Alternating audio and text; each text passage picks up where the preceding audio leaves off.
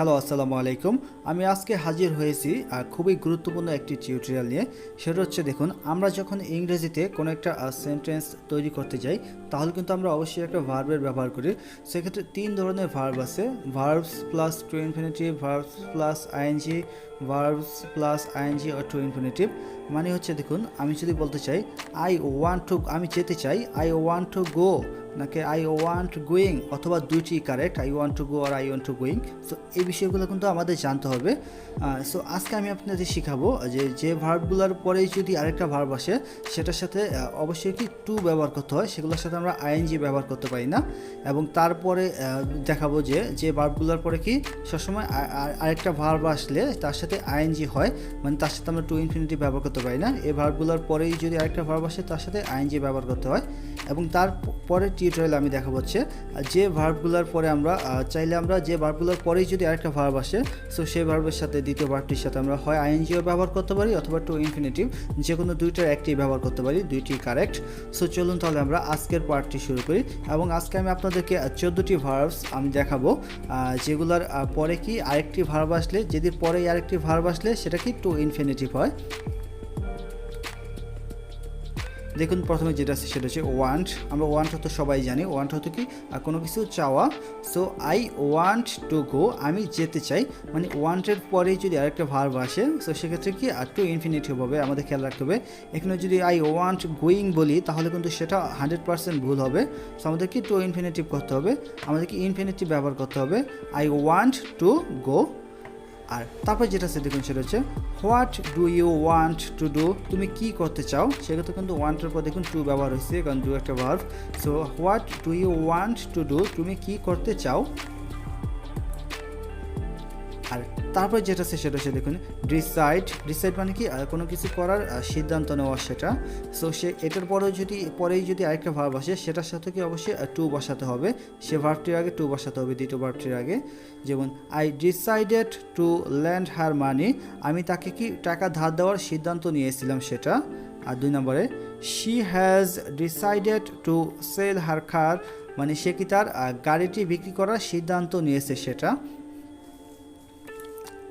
আর তারপর যেটা আছে দেখুন সেটা হচ্ছে প্ল্যান, মানে কোনো কিছু করার প্ল্যান, পরিকল্পনা করা সেটা। সো এই ক্ষেত্রে কি আমাদের কি এটার পরেই যদি আরেকটা ভার্ব আসে সেটা কি আমরা টু বসাতে হবে, যে what are you planning to do, তুমি কি করার পরিকল্পনা করতেছো। অথবা we are planning to visit Europe, মানে আমরা ইউরোপ ভিজিট করার প্ল্যানিং করতেছি সেটা। আর তারপর যেটা আছে সেটা হচ্ছে দেখুন ট্রাই মানে কি কোনো কিছু করার চেষ্টা করা। সো এটার পরেই যদি আরেকটি ভার্ব আসে সেটার আগেও কি আমরা টু বসাবো, ট্রাই টু ডু সামথিং, কিছু করার চেষ্টা করো। অথবা I will try to solve the problem, আমি কি সমস্যাটা কি সমাধান করার চেষ্টা করব, সেটা বুঝাইছে। তারপর যেটা আছে সেটা হচ্ছে দেখুন লার্ন মানে কি কোনো কিছু শেখা। সো দেখুন এটার পরেই যদি আরেকটা ভার্ব আসে সেক্ষেত্রেও কিন্তু আমরা অবশ্যই টু ব্যবহার করব। যেমন he is learning to drive, সে কি গাড়ি চালানো শিখতেছে সেটা, he is learning to drive. আর দেখুন 2 নম্বরে I am learning to play the piano, আমি কি পিয়ানো বাজানো শিখতেছি সেটা বুঝিয়েছে। তবে দেখুন রিফিউজ মানে কি কোনো কিছু প্রত্যাখ্যান করা, অস্বীকৃতি করা, কোনো কিছু করার প্রত্যাখ্যান করা। সো এই ক্ষেত্রে কি এটার পরেই যদি ভার্ব আসে দ্বিতীয় ভার্বটির আগে কি টু বসবে। যেমন he refused to lend you money, সে কি তোমাকে টাকা ধার দিতে অস্বীকৃতি জানিয়েছে, মানে টাকা ধার দেওয়ার বিষয়টা কি প্রত্যাখ্যান করছে সেটা। তারপর যেটা হচ্ছে সেটা দেখুন শি রিফিউজেস টু ইট, মানে সে কি খেতে অস্বীকৃতি জানায় বা প্রত্যাখ্যান করে, মানে কেউ তাকে খেতে বলে অফার করলে সে কি প্রত্যাখ্যান করে, শি রিফিউজেস টু ইট। আর তারপর যেটা আছে সেটা দেখুন প্রমিস মানে কি প্রতিশ্রুতি দেওয়া, কথা দেওয়া কাউকে। যেমন he promised to call me every week, সে কি আমাকে প্রত্যেক সপ্তাহে ফোন করার প্রতিশ্রুতি দিয়েছিল, কথা দিয়েছিল সেটা। তারপর দেখুন নিড মানে কি কোনো কিছু প্রয়োজন সেটা।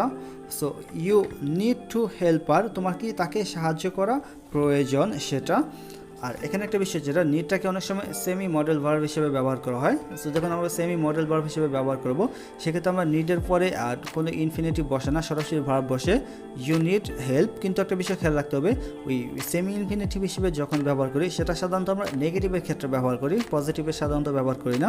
সো নেগেটিভে কী হবে, you need not help her, ওইটা যদি আমরা সেমি মডেল ভার্ব হিসেবে ব্যবহার করি সেক্ষেত্রে।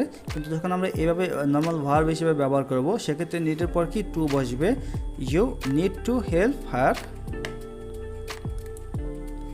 আর তারপর যেটা আছে সেটা হচ্ছে দেখুন অফার, কাউকে কোনো কিছু অফার করা, সেটা my father offered to take us to the airport, মানে আমার বাবা কি আমাদের এয়ারপোর্টে নিয়ে যাওয়ার অফার করেছিল সেটা।